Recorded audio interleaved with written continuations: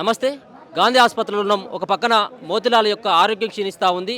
ప్రతిపక్ష పార్టీల నేతలంతా కూడా వరుసగా క్యూ కడతా ఉన్నారు గాంధీ హాస్పిటల్కి. ఒక పక్కన తన యొక్క ఆరోగ్యం క్షీణించడం, ఆయనే చేస్తున్నటువంటి దీక్షకి ఆయనకు సంఘీభావంగా మరో పక్కన దీక్షను విరమింపజేయాలి, నిరుద్యోగుల తరపున మేము కూడా కొట్లాడతామని చెప్పేసి ప్రతిపక్ష సంబంధించినటువంటి నేతలంతా ఆయనకు భరోసా ఇచ్చినప్పటికీ కూడా లేదు, 3 లక్షలకు సంబంధించినటువంటి నిరుద్యోగులు ఎవరైతే ఉన్నారో వాళ్ళకు ఉద్యోగాలు వచ్చేంత వరకు కూడా నా పోరాటం ఆగదు, ప్రభుత్వం నుంచి ఒక స్పష్టమైనటువంటి హామీ లభించేంత వరకు కూడా నేను దీక్ష విరమింపజేయాలని చెప్పేసి మోతిలాల్ అయితే పట్టుకొని ఆయన ఐసీలో చికిత్స పొందుతూ ఉన్నాడు.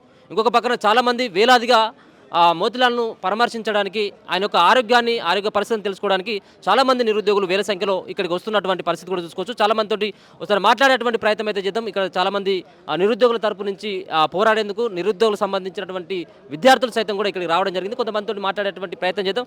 అని చెప్పండి, ఎట్లా ఉంటుంది? ఒక పక్కన గ్రూప్ సంబంధించినటువంటి 2-3 పోస్టులను పెంచుతామని చెప్పేసి గతంలో రేవంత్ రెడ్డి చెప్పడం జరిగింది. మరో పక్కన 1:100 కావచ్చు, డిఎస్సి మెగా డిఎస్సి వేస్తామని చెప్పడం జరిగింది.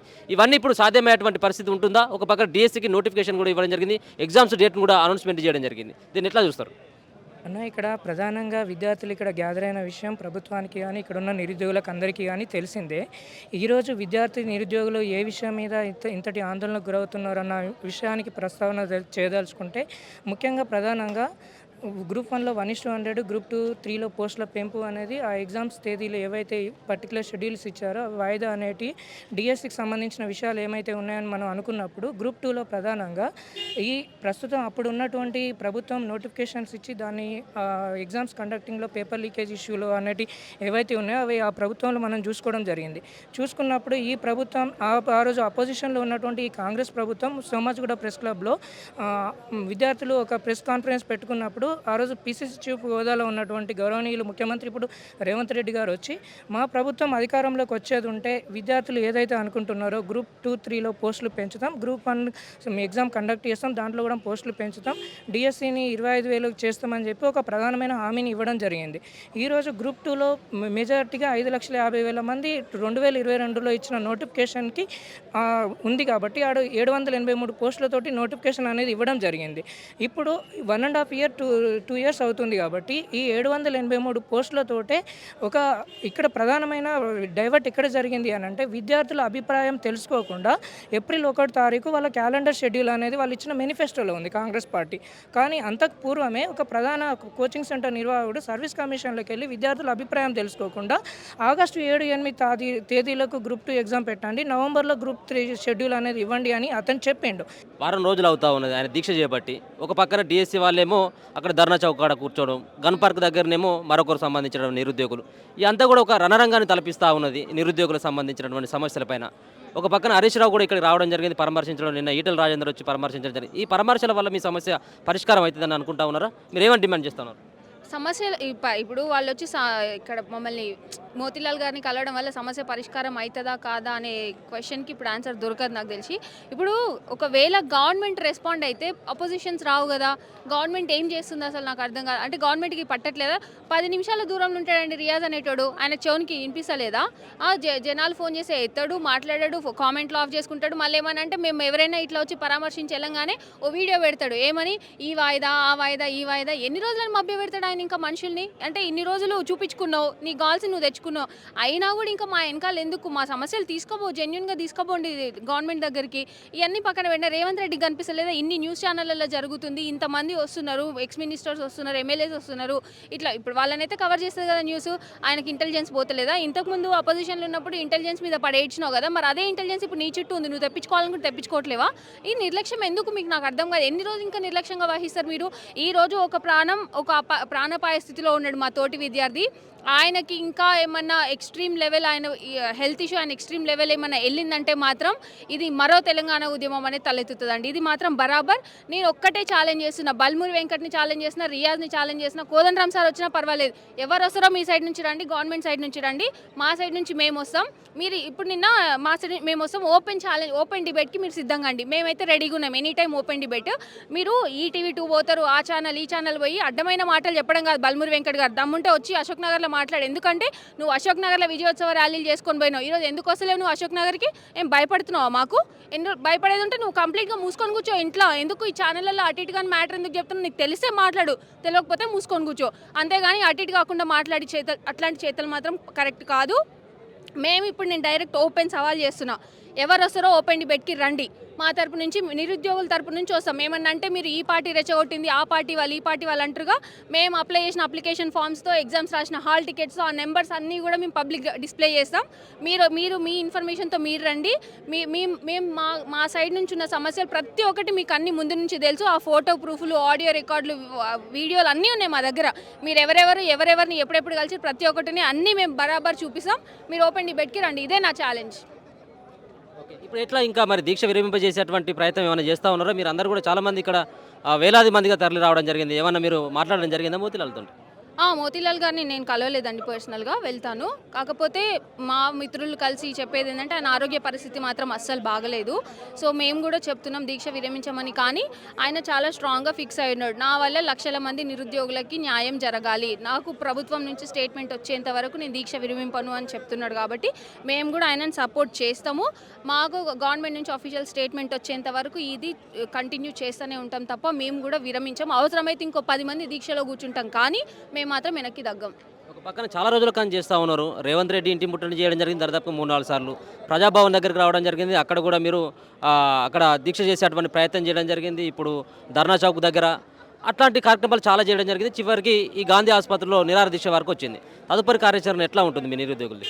తదుపరి కార్యాచరణ అంటే ఏం లేదండి. ఇప్పుడు ఏ ఒక్క నిరుద్యోగికి కూడా సాటిస్ఫాక్షన్ లేదు. ఇప్పుడు అందరూ అంటున్నారు ఏదో కొంతమందే చేస్తున్నారు ఇదంతా అని మాట్లాడుతున్నారు కదా. గవర్నమెంట్కి నేను ఒకటి చెప్తా, మీరు కొంతమంది అని మాట్లాడుతున్నారు కదా, మా స్ట్రెంత్ ఏందో త్వరలో మీ అందరికీ మేము చూపిస్తాం. ఆ విషయంలో మేము వెనక్కి తగ్గం. లాస్ట్ టైం చూపించిన స్ట్రెంత్ కంటే డబుల్ ఉండబోతుంది ఈసారి. మీరు దానికి రెడీ ఉన్నారా లేదా మీరు చూసుకోండి. మీరు బెటర్ ఈ బిఫోరే మా డిమాండ్లు మీరు నెరవేరిస్తే మంచిగా ఉంటుంది. లేదు అనంటే ఇది నేషన్ వైడ్ ఇష్యూ అయ్యేదాకా మేము వదిలిపెట్టాం. ఏదైతే పెట్టినటువంటి మేనిఫెస్టోలో పెట్టినటువంటి అంశాలు ముఖ్యంగా 2 లక్షల ఉద్యోగాలు అంటే కొంత చర్చ నడుస్తూ ఉంది. ఏంటంటే ఈ టెక్నికల్గా మళ్ళీ పోస్టులు పెంచినట్టయితే కొంత టెక్నికల్గా ఇబ్బంది అయ్యేటువంటి అవకాశం ఉంటుందని చెప్పేసి చెప్తా ఉన్నారు. అసలు దీనిపైన మీరు కూడా కొంచెం స్టడీ చేసినట్టుగా ఉంది. ఏమైనా అట్లాంటి అవకాశం ఏమైనా ఉంటుందా? అట్లాంటిది ఏమీ రాదన్న. వీళ్ళకి చిత్తశుద్ధి లేక, వీళ్ళు ఉద్యోగాలు వేయడానికి లేక ఇవన్నీ చెప్తున్నారు. పక్క రాష్ట్రంలో ఉన్న ఏపీపీఎస్సీలో పోస్టులు కల్పించారు, తమిళనాడులో కల్పించారు. సాక్షాత్తు యూపీఎస్సీ, ఈ పిఎస్సికి మొత్తం బాస్ అనేట్టు యూపీఎస్సీ కూడా పోస్టులు కలిపి అటెండెంట్ నోటిఫికేషన్ ఇస్తుంది. అలాంటి టెక్నికల్ ప్రాబ్లమ్స్ ఏమీ రావు. వీళ్ళకి చిత్తశుద్ధి లేక ఇలాంటి కారణాలు చెప్తున్నారు. నేను గతంలో కూడా ఒక టీవీ ఛానల్లో చెప్పిన ఎటువంటి ప్రాబ్లం రాదు, స్వయాన నోటిఫికేషన్లోనే ఉంటుంది. ప్రతి కమిషన్ అధికారం ఉంటుంది, రద్దు చేసే అధికారం ఉంటుంది, దాంట్లో మార్పులు చేసే అధికారం ఉంటుంది. ఏదైనా అధికారం టీఎస్పీఎస్సీకి ఉంటుంది. వీళ్ళు కాదు అని అంటున్నారు. ఏదైనా అధికారం ఉంటుంది. రేషియో విషయంలో అధికారం ఉంటుంది, రద్దు చేసే అధికారం ఉంటుంది. గతంలో గ్రూప్ 4 ఎగ్జామ్ జరిగినప్పుడు బయోమెట్రిక్ తీసుకుంటా అని చెప్పారు. తర్వాత ఒక నోటిఫికేషన్ ఇచ్చేసి బయోమెట్రిక్ కాదు థంబ్ ఇంప్రెషన్ తీసుకుంటామన్నారు. సెక్యూరిటీకి సంబంధించిన ఇష్యూనే చేంజ్ చేసినప్పుడు రేషియో కానీ పోస్టులు కలపడం కానీ ఎందుకు సాధ్యం కాదు? సాధ్యం అవుతుంది. వీళ్ళకి చిత్తశుద్ధి లేక, వీళ్ళకి చేయాలని నిరుద్యోగులకి లేక ఇలాంటి కారణాలు చెప్పుకొని తప్పించుకునే ప్రయత్నం చేస్తున్నారు తప్పితే ఎటువంటి ఇష్యూస్ రావు. ఇంత పెద్ద జాతీయ పార్టీ, ఇంత లీగల్ సెల్ ఉన్న పార్టీకి ఈ మాత్రం తెలియదా? ఖచ్చితంగా తెలుసు.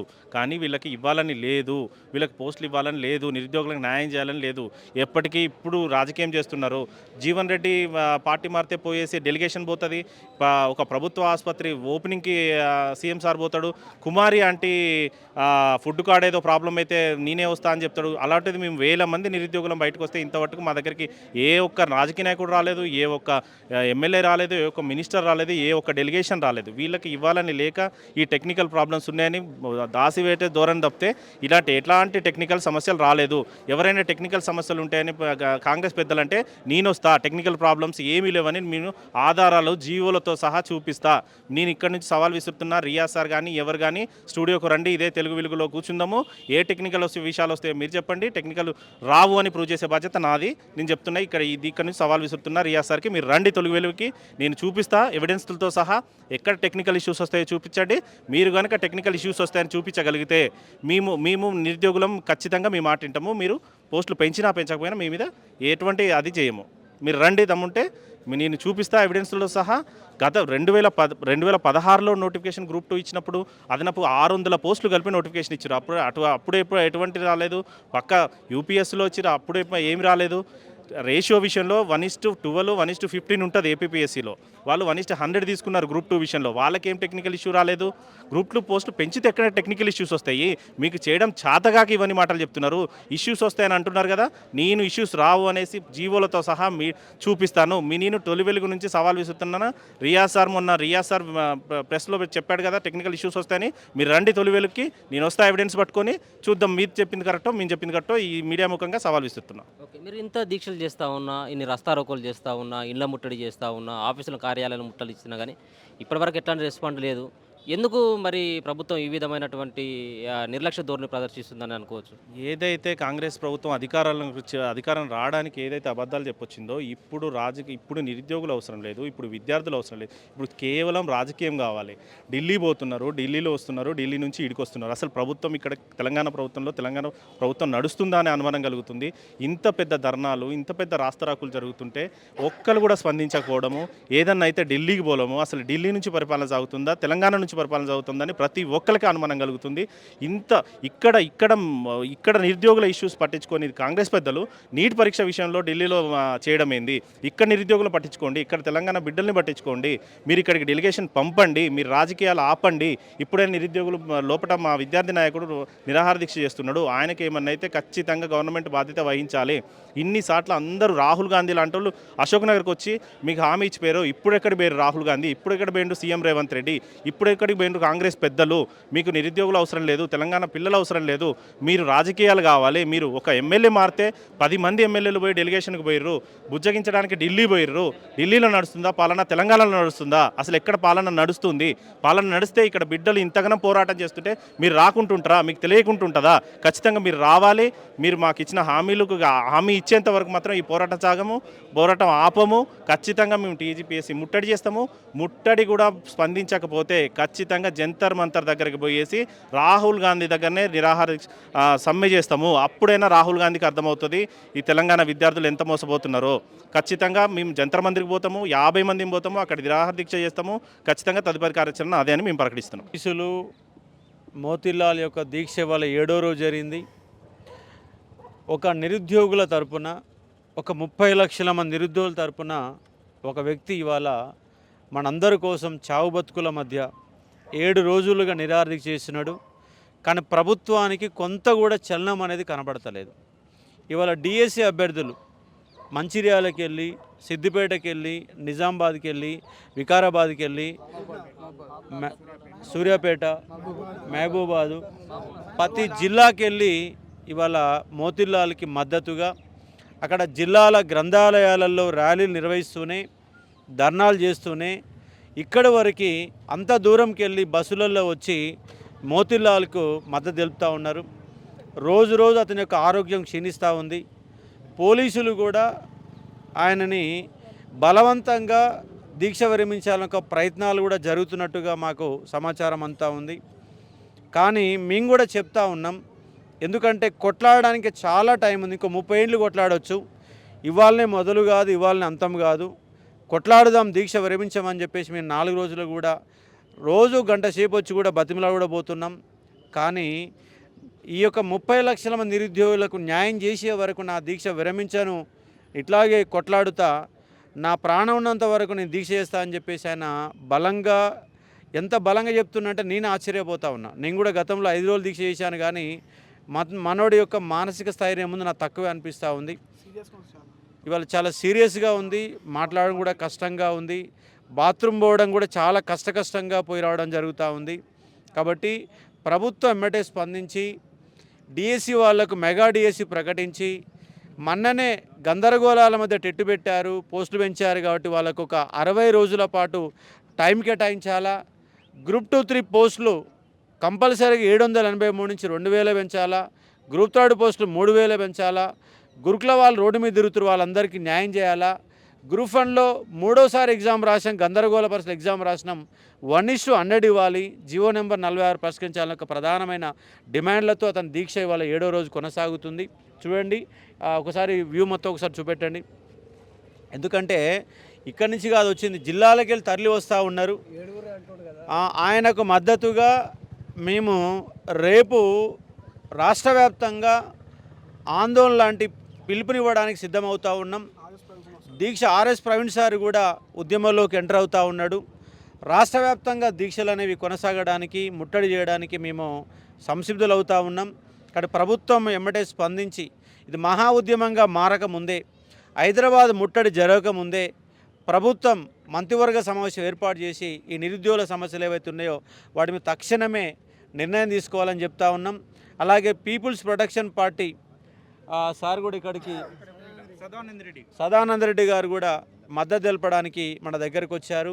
రోజు రోజు మద్దతు తెలుపుతూ ఉంది. ప్రతిపక్ష పార్టీల వాళ్ళు వస్తారు, బీజేపీ వాళ్ళు వచ్చారు, టీఆర్ఎస్ వాళ్ళు వచ్చారు. కాబట్టి ఇంత మొండిగా మేము ఇంత దౌర్భాగ్యమైన ప్రభుత్వాన్ని ఎన్నుకున్నామని ఎన్నడూ ఫీల్ కాల. ప్రభుత్వం మారితే మా జీవితాలు బాగుపడతాయేమో, పోస్టులు పెరుగుతాయేమో, న్యాయం జరుగుతుందేమో, ప్రజాస్వామ్య పరిరక్షణ జరుగుతుందేమో అనుకున్నా కానీ దానికి విరుద్ధంగా ఈడ ఒక 40-50 మంది పోలీసులను పెట్టి లోబడి పోవడానికి కూడా ఇబ్బందులు పెట్టే ఒక ప్రయత్నం కూడా జరుగుతున్న సందర్భం. కాబట్టి ప్రభుత్వం తక్షణమే నిరుద్యోగులకు న్యాయం చేయాలి. లేకపోతే మహా ఉద్యమంగా మారితే మీ ప్రభుత్వాలు కూలిపోతాయి. గత ప్రభుత్వాన్ని కూలగొట్టి నిరుద్యోగులే. కాబట్టి ఆ ముట్టడి జరగకముందే, మహా ఉద్యమం జరగకముందే ఇప్పుడున్న సమస్యలన్నీ పరిష్కరించాలని, తక్షణమే పోస్టులు పెంచాలా, టైం ఇవ్వాలి, ఎగ్జామ్ టైం ఇవ్వాలని డిమాండ్ చేస్తూ ఉన్నాం. ఇక్కడ విద్యార్థి మిత్రులు కూడా మాట్లాడే ప్రయత్నం చేస్తారు. సార్, అంటే రేపు బంద్కు పిలుపునిస్తా ఉన్న సందర్భంలో ప్రతిపక్ష నేతలను కూడా వాళ్ళకి సంబంధించినటువంటి నాయకులకు కూడా వాళ్ళకు మీరు కోరుతా ఉన్నారు, వాళ్ళ మద్దతు కోరాలి. అందరి పార్టీల మద్దతు తీసుకుంటాం. ఇప్పుడు రేపు నిర్వహించేటటువంటి ఈ 2 రోజులు 3 రోజులలో మహా ఉద్యమం, మహా పిలుపునివ్వడం జరుగుతుంది. దాంట్లో భాగంగా అన్ని పార్టీలు, బీజేపీ వాళ్ళని, టీఆర్ఎస్ వాళ్ళని, బీజేవైఎం, ఏబీవీపీ, ఎస్ఎఫ్ఐ, డివైఎఫ్ఐ, అలాగే బీఎస్పీ, అంబేద్కర్ యువజన సంఘం, డిఎస్సి అభ్యర్థులు, గురుకులాలు, జీవో నెంబర్ 46 ఒక మహా ఉద్యమం జరగబోతుంది.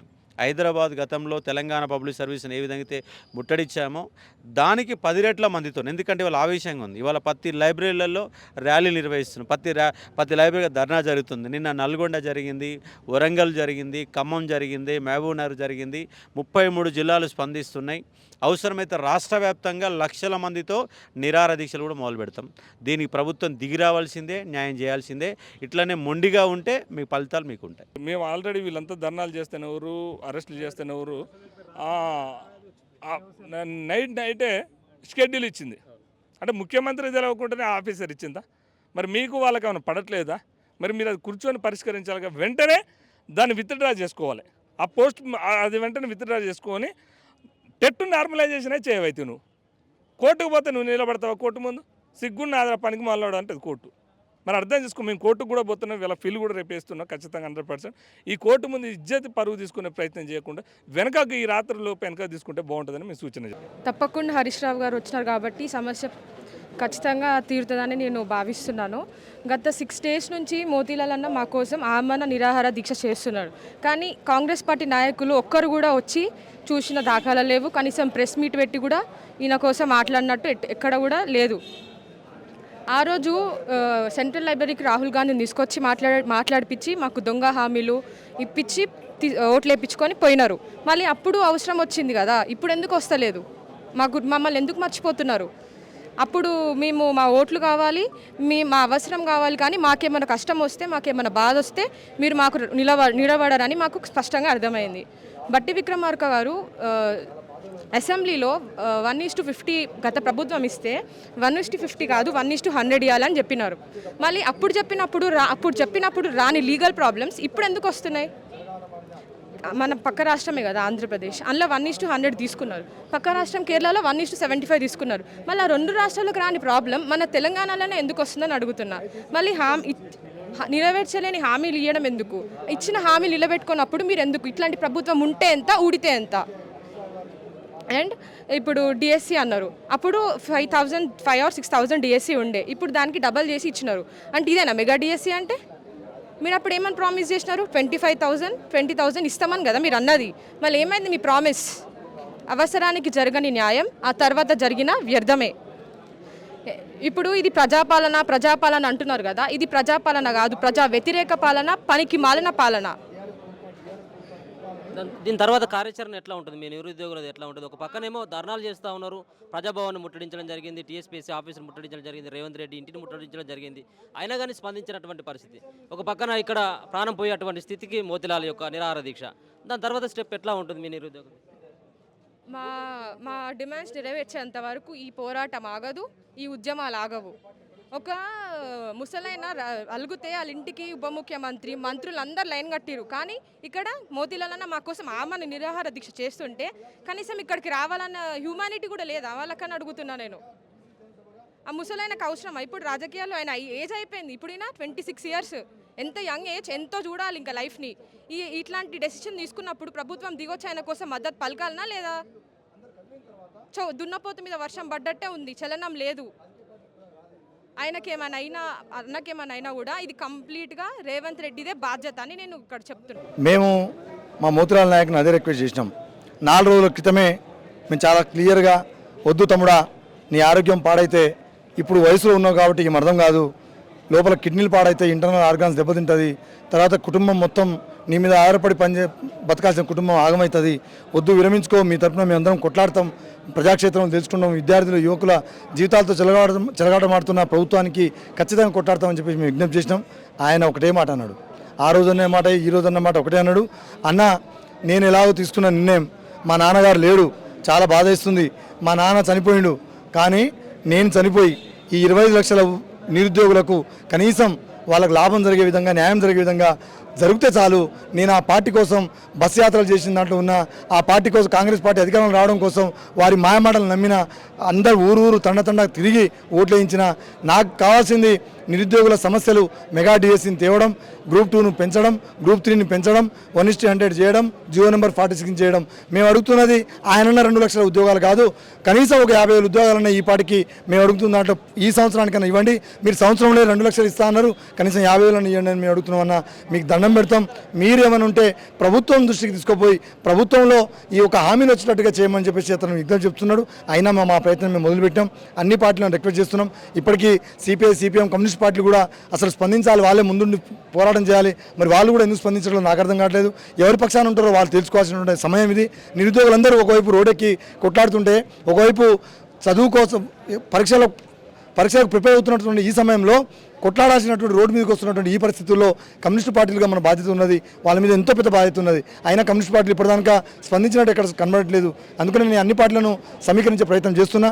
అందరినీ కూర్చోబెట్టించి వాళ్ళ ద్వారా మళ్ళీ మోతిలాల్ నాయకుని ప్రభుత్వం దిగిరాకపోతే వాళ్ళ ద్వారానైనా కనీసం మోతిలాల్ నాయకుని మరొకసారి భరోసా పెట్టించే కార్యక్రమాన్ని తీసుకుంటున్నాం, ఆలోచించేస్తున్నాం.